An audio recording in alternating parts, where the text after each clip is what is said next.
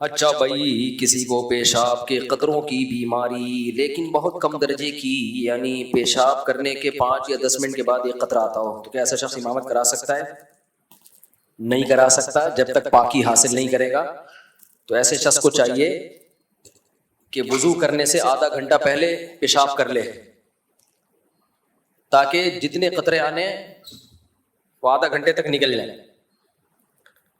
اس کے بعد وضو کرنے سے پہلے کیا کرے وہ، اگر وہ قطرے زیادہ نکلے تو وہ جگہ دھو لے، ایک آدھ قطرہ نکلا ہو تو جگہ دھونا بھی ضروری نہیں ہے، اور زیادہ قطرے نکل گئے تو دھوئے کیسے؟ اندازے سے دھو لے کہ بھئی یہاں ہو سکتا ہے یہاں لگاؤ تو اتنا حصہ پانی میں دھو لے بس ہلکا سا، تو اندازے سے بھی دھو لے گا کافی ہے، اس میں وہم بھی بننے کی ضرورت نہیں ہے کہ پتہ نہیں یہاں لگاؤ، ہو سکتا ہے یہاں لگاؤ۔ تو اس میں طہارت کے مسائل میں شریعت نے آسانیاں دی ہیں۔ اچھا، آئی لو یو شبیر ناز، وعلیکم لو یو۔ مفتی صاحب ہم روڈ پہ جا رہے ہیں، راستے میں قبرستان ہے، تو کیا ہم جاتے ہوئے قبروں پہ لکھے نام پڑھ سکتے ہیں؟ کیا ثواب ملے گا نام پڑھ کے؟ پڑھ سکتے ہیں، اس میں کیا مسئلہ ہے، لیکن اس کا فائدہ کیا ہے؟ میں یونیورسٹی میں پڑھتی ہوں، میرا وہیں پر ایک غلط جگہ رشتہ ہو گیا تھا، پھر میں نے توبہ کر لی اور گھر والوں کو بھی پتہ چل گیا تھا، اب میں توبہ کر کے پردہ کرنا چاہتی ہوں، میرے والدین نہیں کرنے دے رہے، میرے ابو نے مجھے چماٹ مار دیا تھا اور بولا تھا کہ پردہ نہیں کرو، اگر کیا تو سب کچھ ختم کر کے گھر سے نکال دوں گا۔ اللہ کے حکم کے آگے مخلوق کی اطاعت جائز نہیں ہے، آپ ہمت کر کے پردہ کر لیں۔ باقی والد نے اگر تھپڑ مارا ہے تو ان سے محبت سے پیش آئیں، بولے ابو ایک تھپڑ اور لگا دیں، آپ میرے ابو ہیں، آپ مجھے تھپڑ مار سکتے ہیں، میرے پاس برداشت کے علاوہ کوئی آپشن نہیں ہے۔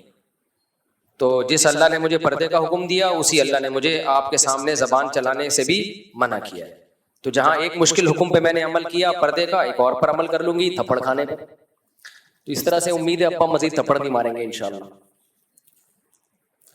مفتی صاحب آپ سے یہ گزارش ہے، میرے لیے دعا کریں، میں جاب لیس ہوں اور میری شادی کی عمر ہے اور مجھے کئی لڑکے نہیں ملی، گھر والے لڑکی نہیں ملی، گھر والے ڈھونڈ رہے ہیں، آپ میرے لیے دعا کریں ہمارا اپنا گھر ہو جائے اور میری فیملی کا کے لیے بھی، اور میرے بہن بھائی کے لیے بھی، پورے خاندان کے لیے، پورے پریوار کے لیے، اللہ سب کو خوشیاں دے، برکتیں دے، اور اللہ آپ کو اچھی ملازمت بھی دلا دے، رزق حلال کشادہ نصیب کرے، اور اللہ آپ کی کسی اچھی جگہ شادی بھی کرا دے۔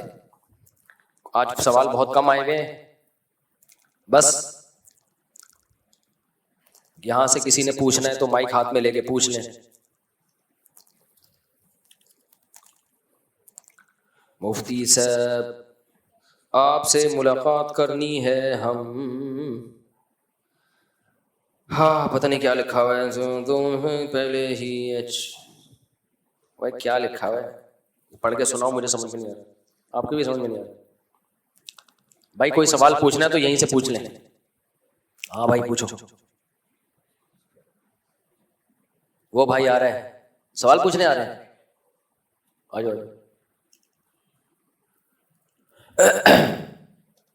آپ کہاں سے آئے ہیں؟ قیوم آباد، کیا کرتے ہیں؟ اچھا اچھا، آپ ساتھ آئے۔ تبلیغی اجتماع اور ہمارا اسلام، یہ کیا ہے؟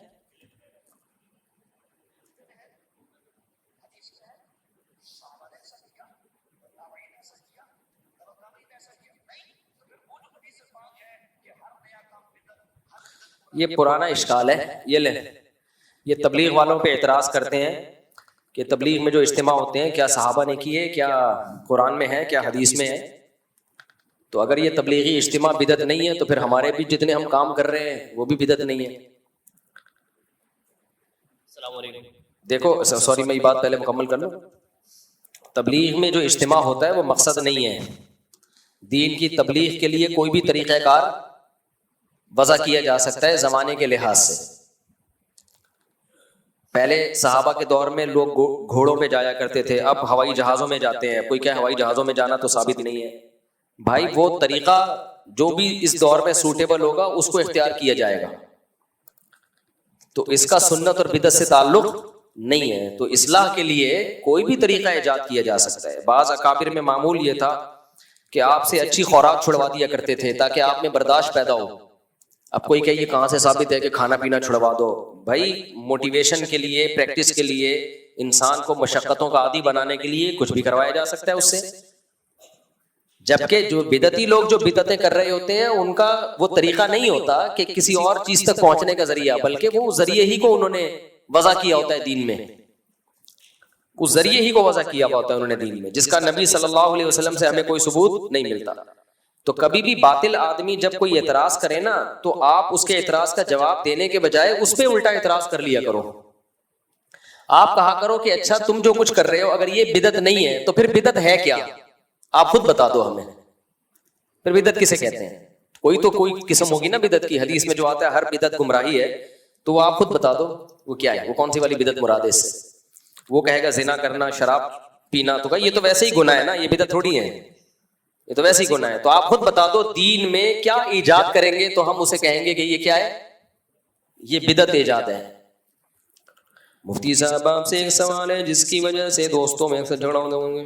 شیطان کو اللہ نے آگ سے کیوں بنایا جبکہ وہ فرشتوں کا سردار رہا ہے؟ یہ تو کہیں بھی نہیں ہے کہ شیطان فرشتوں کا سردار تھا. یہ اعتراض تو جب بنتا ہے جب یہ اعتراض تو درست ہونا، یعنی یہ بات مان لی جائے. تو کہیں بھی نہیں ہے کہ شیطان فرشتوں کا سردار تھا. شیطان جنات کا سردار تھا، فرشتوں کا سردار نہیں تھا. باقی یہ کہ اللہ نے اسے آگ سے کیوں بنایا، یہ ایسے ہی ہے جیسے کوئی ہم پہ اللہ نے ہمیں مٹی سے کیوں بنایا. کمپنی والوں نے شیمپو کی بوتل پلاسٹک سے کیوں بنائی؟ کیا خیال ہے بھائی؟ آپ نے یہ پرس چمڑے سے کیوں بنایا؟ آپ نے اپنا گھر سیمنٹ بجری سے کیوں بنایا؟ اگر یہ آپ سیمنٹ بجری سے بناتے ہو، امریکہ والے لکڑی سے کیوں بناتے ہیں؟ تو بنانے والے کی مرضی بھائی، جو اس کو جو چیز سوٹیبل لگی اس کے لیے اس نے اس سے بنا دی. تو اللہ میاں نے آگ سے بنا دیا. آگ سے نہیں بناتا تو آپ اس سے پوچھتے کہ اللہ نے پھر جنات کو لوہے سے کیوں بنایا؟ تو کسی نے کسی چیز سے تو بنانا تھا نا. آگ سے بنانے میں ایک حکمت یہ تاکہ نظر نہ آئے. جنات آگ سے بنے ہوئے ہیں، اسی وجہ سے ہمیں نظر نہیں آتے. شکر کرو نہیں آتے نظر. اگر ہمیں جنات نظر آتے تو ہم پھر کسی کو نظر نہیں آتے. ہم مارکیٹ سے شارٹ. وہ لطیفہ میں سناتا ہوں نا، ایک عمارت کئی سو سال پرانی تھی، لوگ ڈرتے تھے اس میں جاتے ہوئے کہ اس میں کہیں جنات ہیں. تو کسی نے کہا کہ میں کب ہے کچھ نہیں ہے جنات بنات، میں جاتا ہوں. گیا دروازہ بجایا، وہ بڑا بہادر تھا، ڈرتا نہیں تھا نا. اندر سے ایک صاحب نکلے. تو اس گیٹ ناک کرنے والے نے کہا کہ میں نے سنا یہاں جنات رہتے ہیں. تو وہ بندہ کہتا ہے میں تو 500 سال سے ہوں، اب تک تو مجھے کوئی جن یہاں نظر نہیں آیا. یہ بے ہوش ہو کے گر گیا. 500 سال سے لے رہا ہے تو کوئی انسان کا بچہ تو نہیں ہوگا نا. اچھا یہاں بھی عامل لوگ ایک لمبی پھینکتے ہیں، کیونکہ مشہور یہ ہے کہ جنات کی عمریں بہت لمبی ہوتی ہیں. تو عامل لوگ یہ اکثر و بیشتر کے فلاں صحابی جن سے ہماری ملاقات ہوئی ہے، یہ دجال ہیں ایک نمبر کے کذاب. کہتے ہیں ہماری ملاقات ہوئی ہے صحابی جن سے.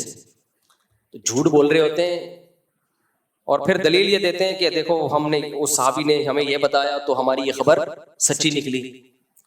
تو صحابی تو غیب کا علم نہیں بتاتے کبھی کسی کو.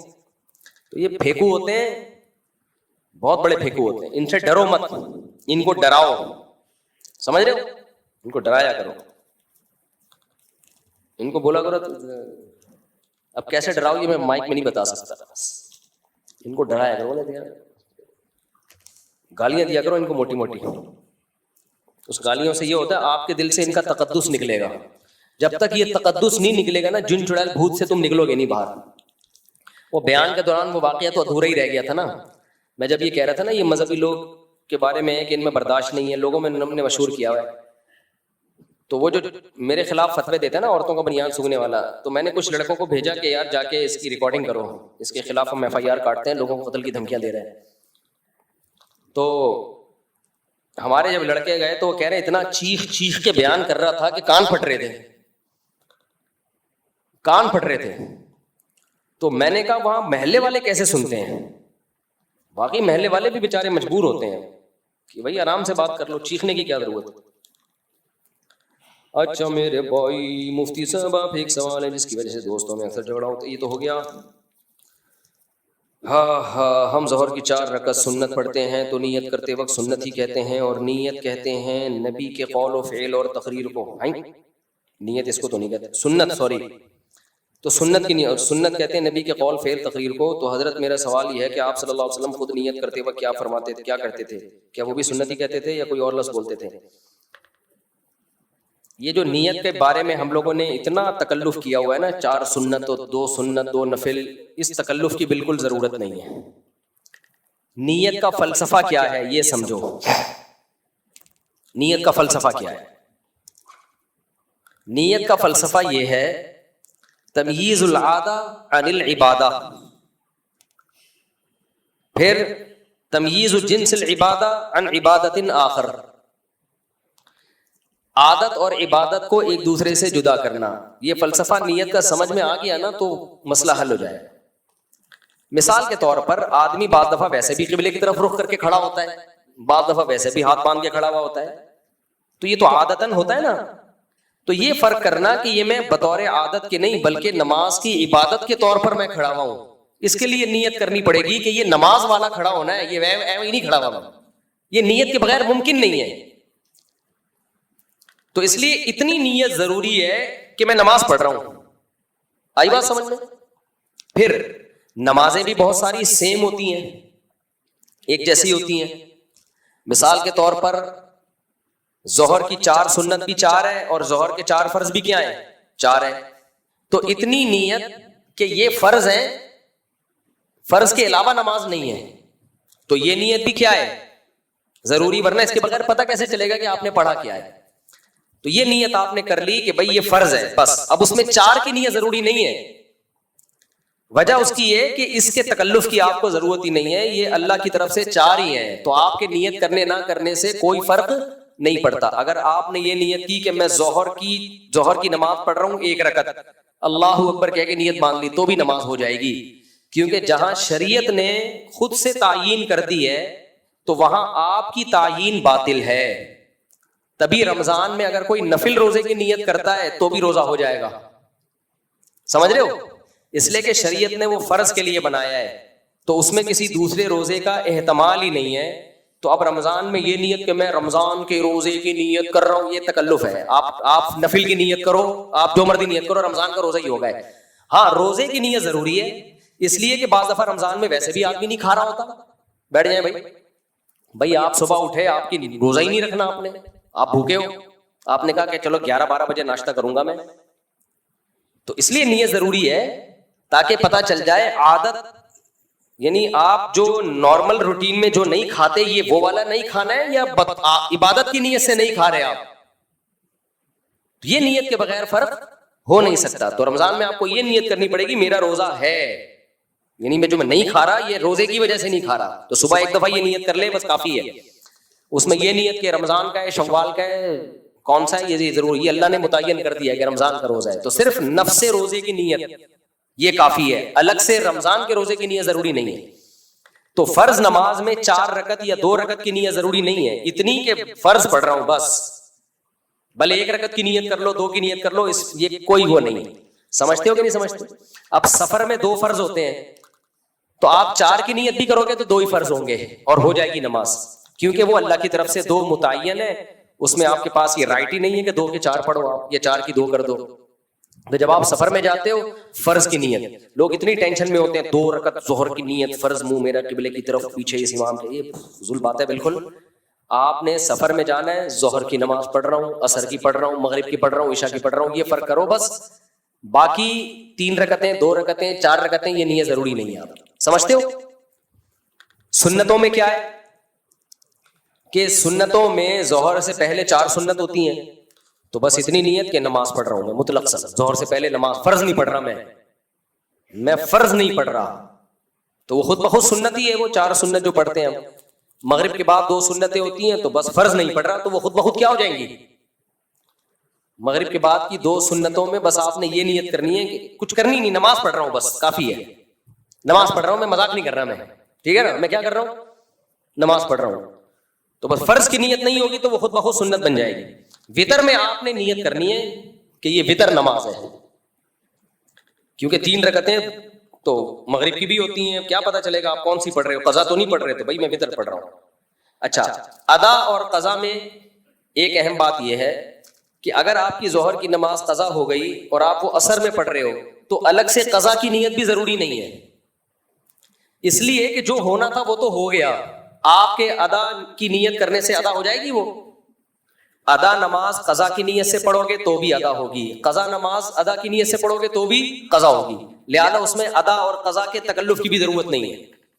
مثال کے طور پر ظہر کا ٹائم ختم ہو رہا تھا 4 بجے، آپ نے 4:05 پہ نیت باندھی کہ میں ظہر کی ادا پڑھ رہا ہوں، سلام پھیرنے کے بعد ٹائم دیکھا ابے یہ تو قضا ہو گئی، تو اب لوٹانے کی ضرورت نہیں ہے، کیونکہ وہ اللہ کی طرف سے جو ہونا تھا وہ ہو گیا، وہ آپ کی نیت چینج کرنے سے فرق نہیں پڑتا.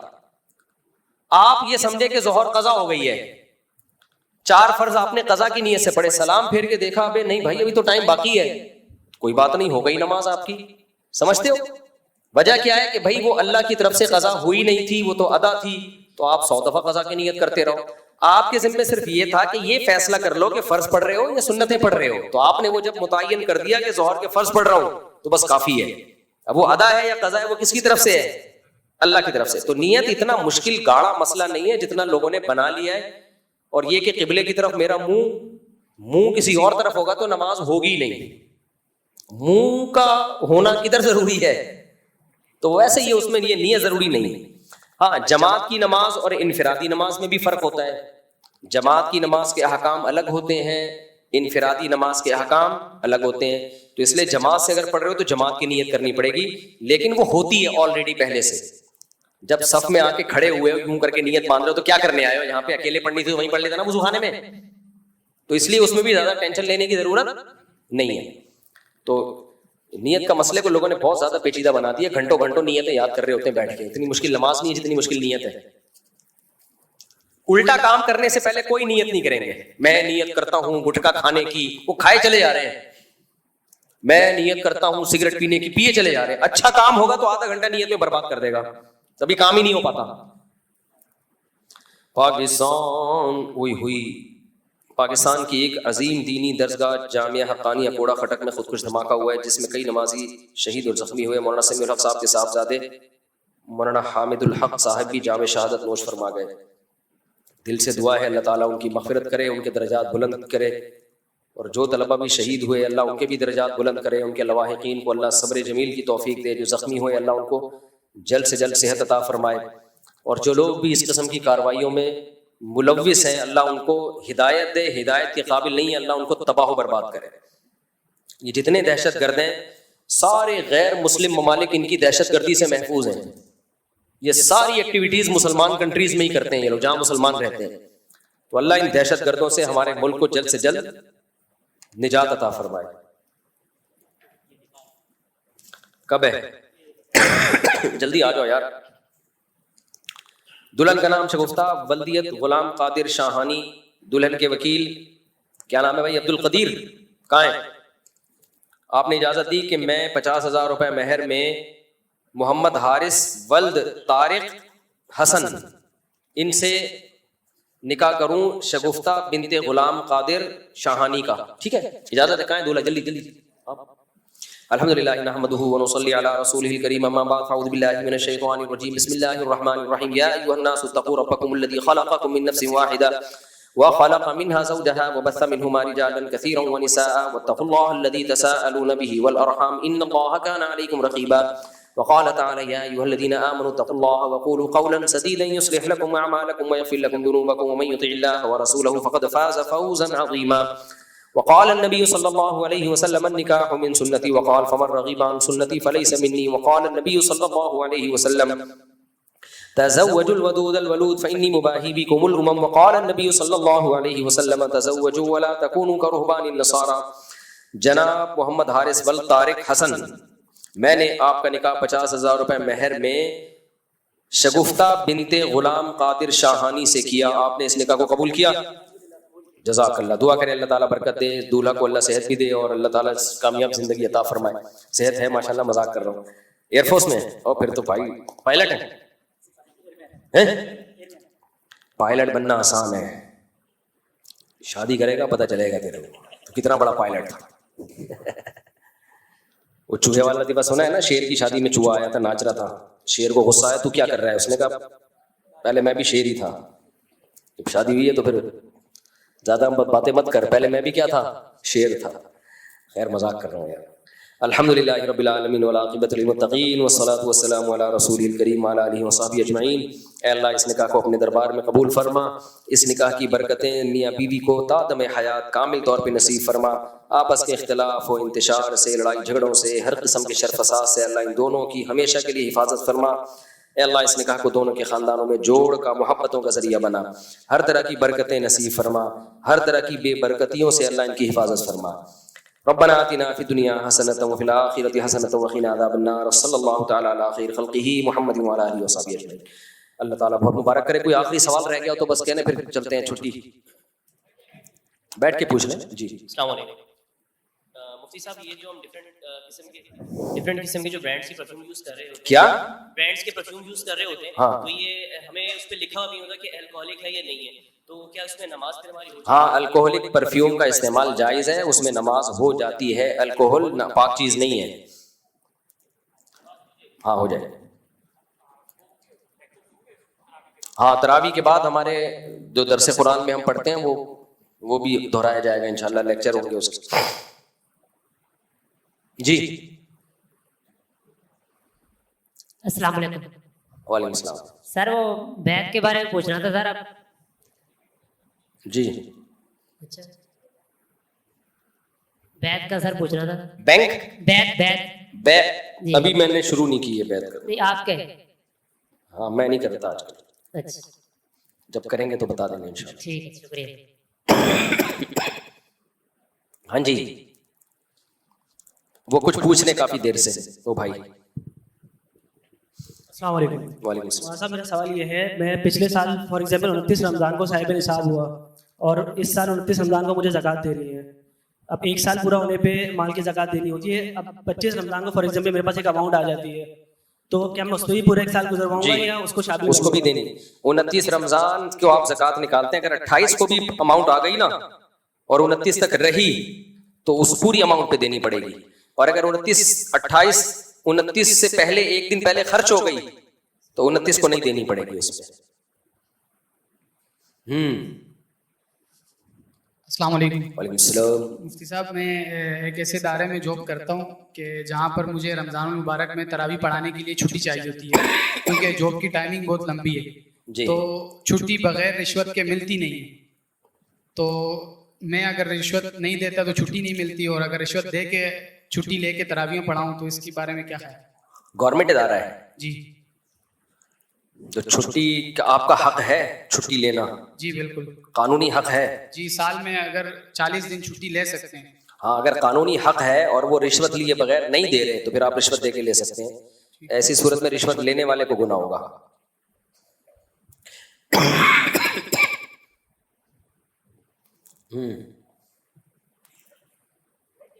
جی جی جی جی جی چلے پوچھ لیتے ہیں. چلے چلے. السلام علیکم. وعلیکم السلام. مفتی صاحب مائک قریب کریں. جی جی السلام علیکم مفتی صاحب. وعلیکم السلام. مفتی طارق مسعود صاحب. مفتی صاحب میں کیا نام ہے ہیلتھ ڈپارٹمنٹ کے ادارے میں ہوتا ہوں, ریڈیولوجی میں ہوتا ہوں. تو آپ سے مختلف قسم کے 2 سوال ہیں. تو جیسے کہ ہمیں بتایا, پہلے میں اپنے ڈپارٹمنٹ کے حوالے سے سوال کروں کہ میں ریڈیولوجسٹ ہوں, ایکس رے ٹیکنیشین ہوں اپنے ڈپارٹمنٹ. تھوڑا قریب کر لینا. جی جی جی تو ایکس رے ٹیکنیشین ہوں. تو ہمارے پاس جو الٹرا ساؤنڈ روم میں جو ہے نا کیا نام ہے پیشنٹ آتے ہیں فیمیل کے لیے. اچھا فیمیل جو پیشنٹ ہوتے ہیں وہ ظاہر سی بات ہے, میں نے بھی تھوڑی تحقیق کری ہے کہ الٹرا ساؤنڈ فیمیل جو ہے مرد کر سکتا ہے, وہ اپنی جگہ ٹھیک ہے. بٹ کیا نام ہے پیشنٹ جو ہے نا, اچھا پہلی بات یہ کیا پیر خانہ کعبہ کی طرف رکھ کے, پیر اگر خانہ کعبہ کی طرف ہو, اس میں کیا نام ہے پازیٹیو ہے ریئیکشن یا نیگیٹو ہے؟ پہلے آپ سے یہی سوال کرنا ہے. اگر انسان جب لیٹتا ہے اس کے خانہ کعبہ کی طرف پیر ہونے چاہیے, ضرورت ہے یا نہیں؟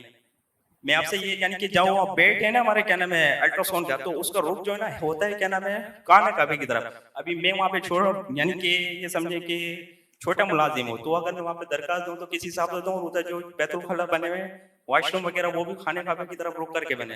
تو اس مطابق آپ سے رائے یہ لینی کہ میں اپنے डिपार्टमेंट वालों को या ऊपर गवर्नमेंट को कैसे खिला दूं? रही दूसरी बात ये, पहले आप इसका जवाब दे, फिर दूसरा सवाल करता हूं। भाई अगर मरीज के पैर किबले की तरफ होते हैं टेस्ट करते हुए तो होने दें, अब उसमें भरा जाए उसको, इतना बड़ा मसला नहीं है। नॉर्मली हम जब बैठे तो पाँव किबले की तरफ नहीं करने चाहिए, ओके ओके। लेकिन मरीज को अब आप कैसे हटाएंगे? पूरा अस्पतालों का पूरे बेड का सेटअप और वो सारी मशीनें दाएं बाएं, टेंशन होगी। तो अदब व आदाब का मसला ऐसा है कि आसानी से मुमकिन है तो हो जाए, नहीं मुमकिन है तो आदाब में इतना ज्यादा यानी हम ऊपर आगे इतना नहीं कर सकते, कोई कर एप्लीकेशन लें, कोई मसला नहीं है। मरीज के पाँव किबले की तरफ हो भी जाए तो इतना बड़ा। अच्छा अच्छा। दूसरा क्वेश्चन ये मुफ्ती साहब, हमें जनाब नबी करीम सल्लल्लाहु अलैहि वसल्लम ने बताया कि फरिश्ते जो है पाक है और के यानी कि राइट लेफ्ट दोनों साइड पे, बहुत साइड पे जो है ना वो होते हैं, असर से लेके मगरिब, असर से लेके फजर तक, फजर से लेके असर तक। हम जो कुछ भी बोलते हैं, जो कुछ भी स्पीकिंग करते हैं, वो सब लिखते हैं। ये हमारा ईमान है, क्योंकि नबी सल्लल्लाहु अलैहि वसल्लम खातुन नबी ने। बट सीधे पॉइंट पा रहा हूं वैसे, यानी कि जब फरिश्ते हैं पाक, ठीक है, वो अशरफुल मखलूकात के साथ है, तो जब हम बैतुल खला में जाते हैं, जो आज के जो नौजवान है जो ये समझे कि मोबाइल के बगैर तो बैतुल खला में जा नहीं सकते, बट सीधा ये कि जब मोबाइल में जाते हैं तो अक्सर ऐसा होता है कि कॉल वगैरह आ जाती है, उनको फोन आ जाते हैं, ये बात वगैरह करते हैं। तो जब हम उनसे स्पीकिंग करते हैं, बात करते हैं, कुछ भी बोलते हैं या फला XYZ थोड़ी बात करिए, 5 मिनट बात करिए, तो आज के टाइम में जो है ना